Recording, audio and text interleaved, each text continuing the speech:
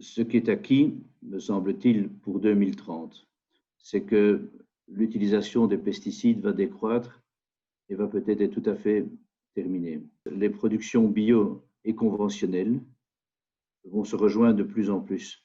Aujourd'hui, ce sont deux chemins parallèles, mais qui vont converger l'un vers l'autre pour obtenir un zéro résidu. Ce qui est acquis aussi, nous avons des universités au niveau agronomique exceptionnelles.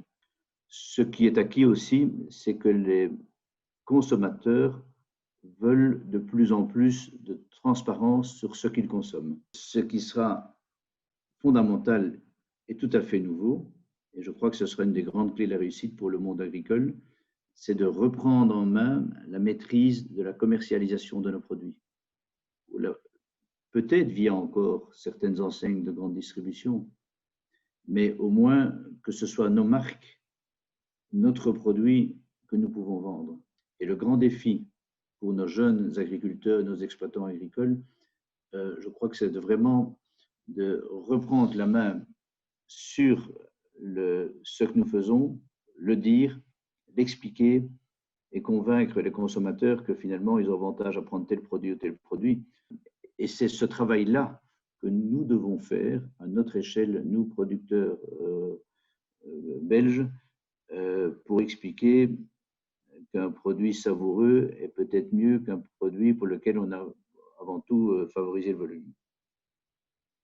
Je pense qu'avec cette démarche-là, le monde agricole pourra peut-être être le point de départ d'un début de renouveau, d'une autre façon de vivre. Certaines entreprises font attention quand même à ce qu'il y ait le plus de bien-être possible au travail, et tant mieux.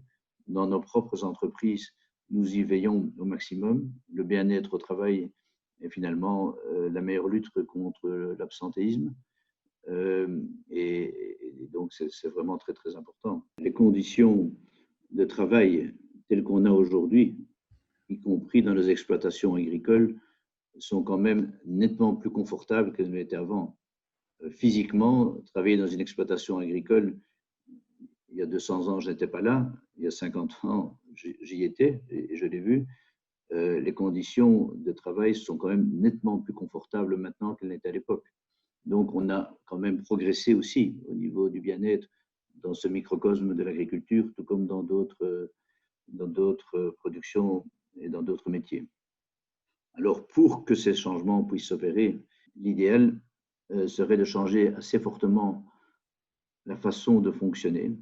On a évoqué dans la presse parfois, de temps en temps, l'idée du revenu universel qui permettrait à chacun d'avoir, en fonction de son âge, dès sa naissance, une certaine somme, avantages et inconvénients, donc une allocation permanente, et supprimer toutes sortes d'aides. J'ai lu aussi dans la presse, il y a à peu près un an, mais malheureusement, je n'ai plus l'auteur en tête, une idée que je trouvais excellente, qui était de dire supprimons toutes les taxes, supprimons tous les impôts et remplaçons-le par un prélèvement sur chaque opération bancaire. Je ne sais pas si vous avez déjà entendu cette proposition, qui est extrêmement, je trouve, extrêmement intelligente. Si c'est doublé à un revenu universel, je trouve que ce serait très juste. Mais ce qu'on a demandé aux agriculteurs, faites du volume, le reste n'est plus votre problème, c'était très malsain. C'est ce qu'on a fait pendant 50 ans. Aujourd'hui, nous ne pouvons plus aller dans cette direction. Les choses sont en train de changer. Elles ne vont pas changer demain, en une fois, mais le mouvement a déjà amorcé et nous devons le continuer avec détermination.